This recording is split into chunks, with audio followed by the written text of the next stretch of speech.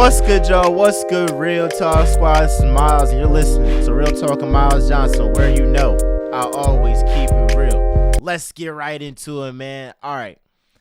I came in on the last episode, and I was pretty down on the Eagles. Pretty down. I was upset.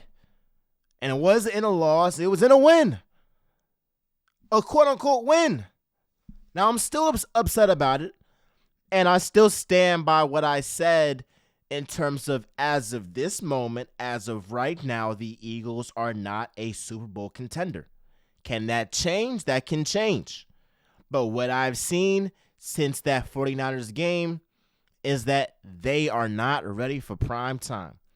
Because a good team, a great team, is going to capitalize off of all the mistakes that they keep making game in and game out. And we're talking about this standard that the Eagles have set for themselves. And all season long, the Eagles have not hit that standard. So what makes me think they can turn it on? Heck, it could happen. I hope I'm wrong. But as of right now, the Eagles are not a Super Bowl contender. But I do think that can change. Yes. You can clap for that. I do think it can change. I think it can change. I think the Eagles can become a Super Bowl contender. But it's through this. The Eagles veterans. I'm pointing at Jason Kelce, Lane Johnson, Fletcher Cox, Brandon Graham, all the guys that won that Super Bowl in 2017. I need y'all to bring this team together so we can accomplish our goal for this season to win a Super Bowl. Because when you look at the whole NFC, nobody else has championship pedigree. The 49ers haven't won nothing.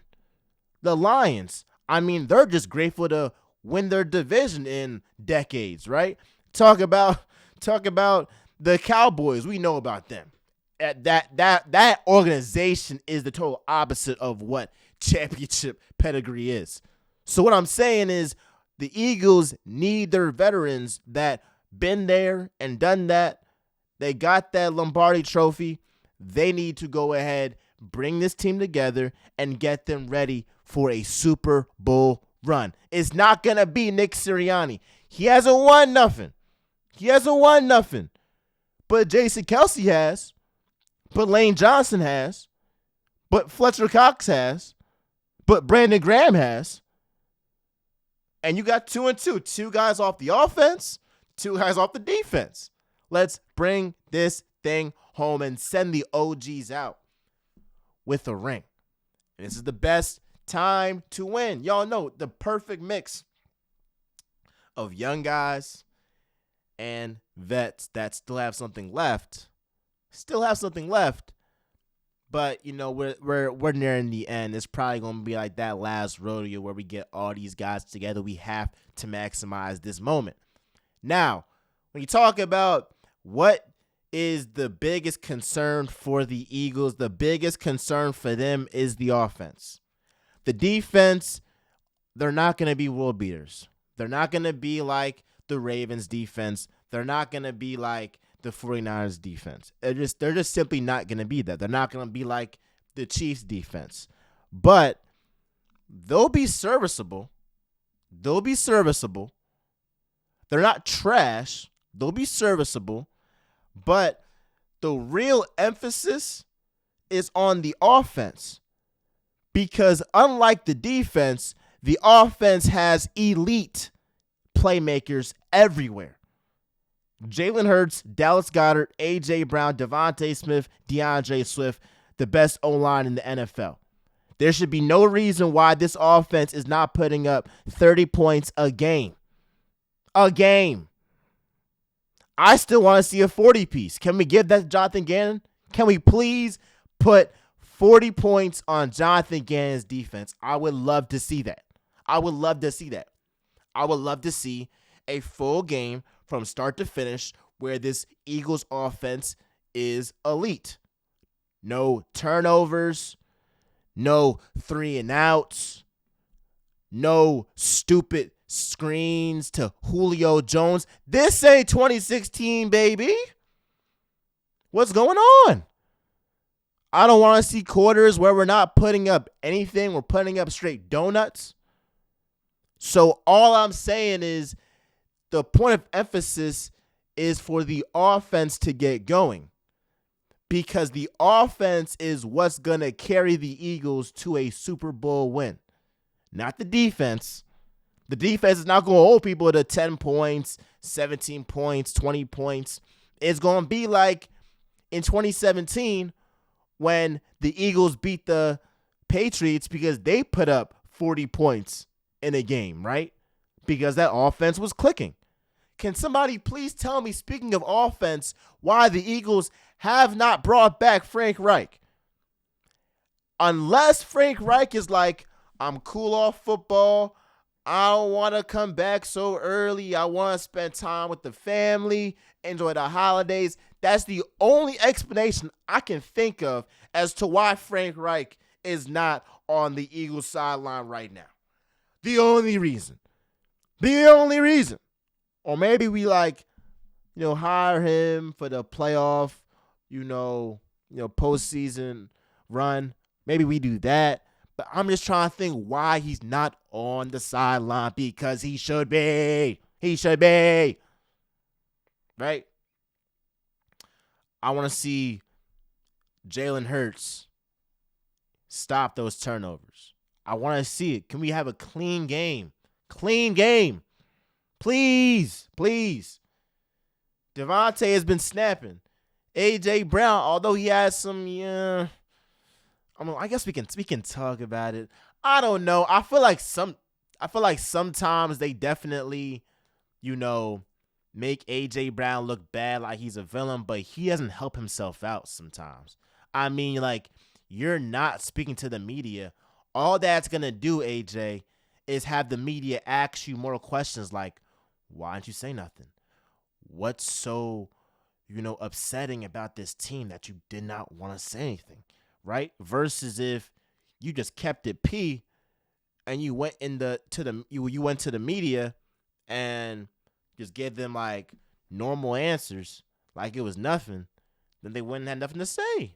You feel me? I feel you got to think a little bit smarter than that, my brother. I'm still rocking with you, but the media is going to be on your ass now because they know, oh yeah, he's pretty pissed at us and pissed with the performance of this team, right?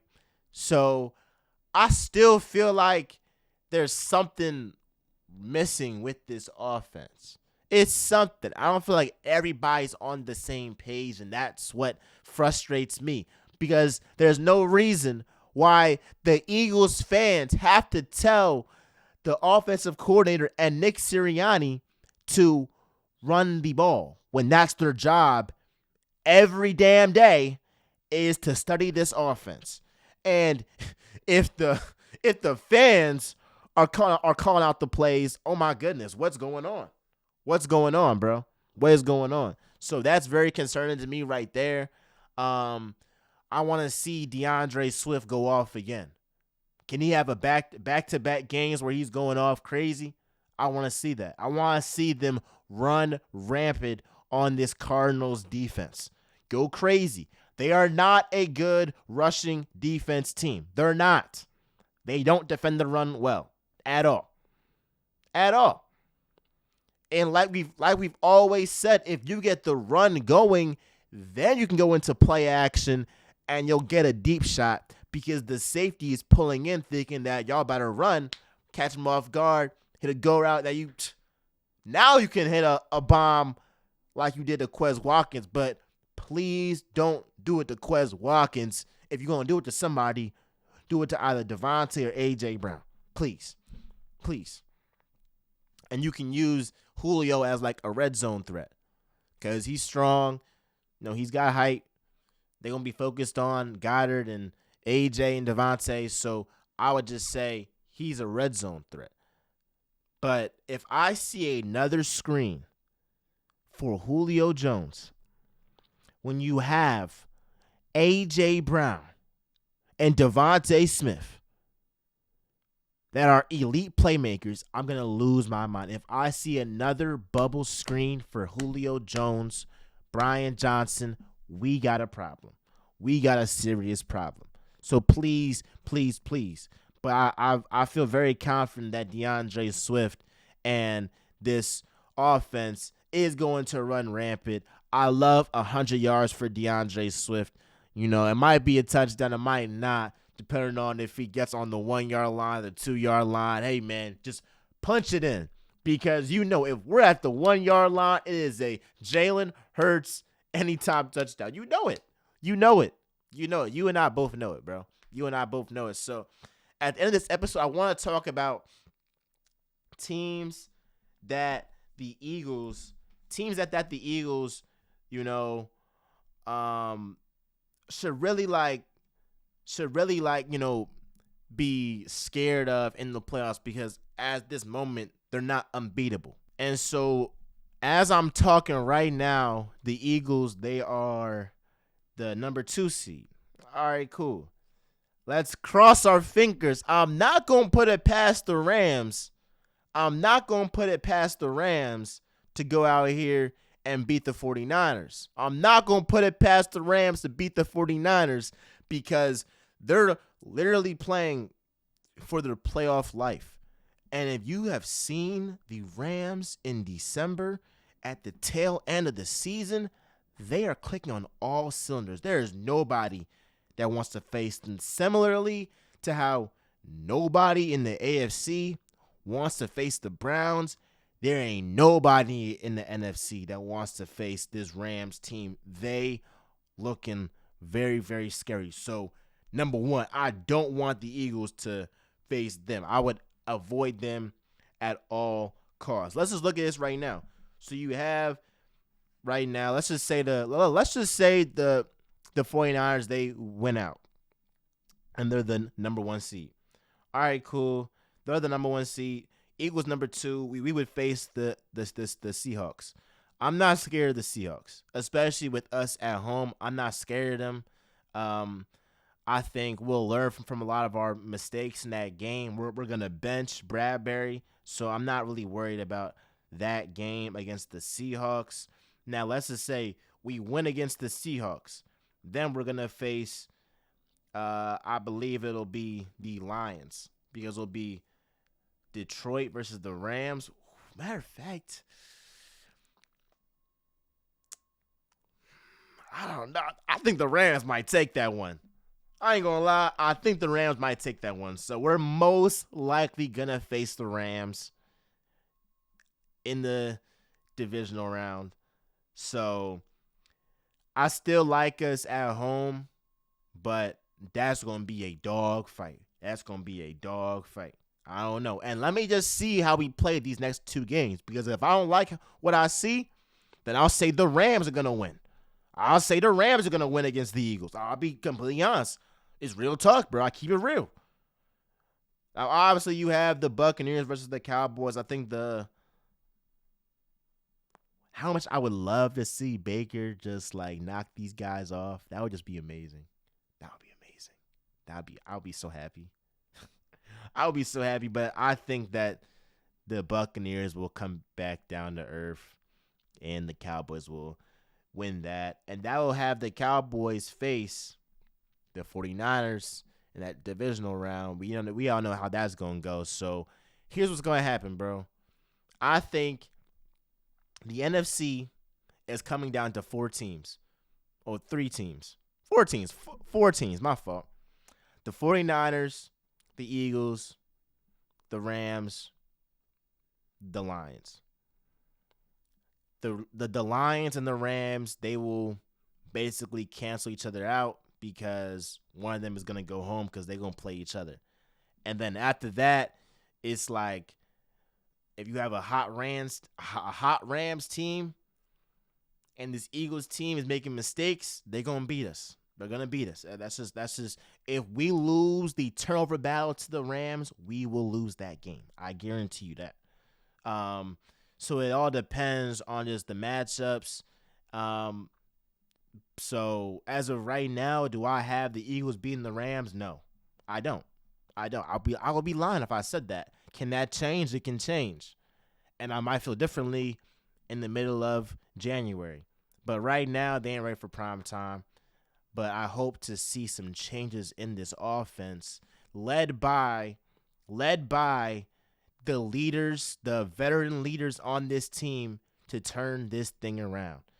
Let me know what you think. How far do you think this Eagles team can go? I'm cautiously optimistic, but I still have my guard up because I've seen them time and time again this season just not be ready for prime time. Love y'all. Like, comment, subscribe. Do all that jazz. With that being said, y'all, it is Real Talk with Miles Johnson, where you know I'll always keep it real. I'm out, y'all.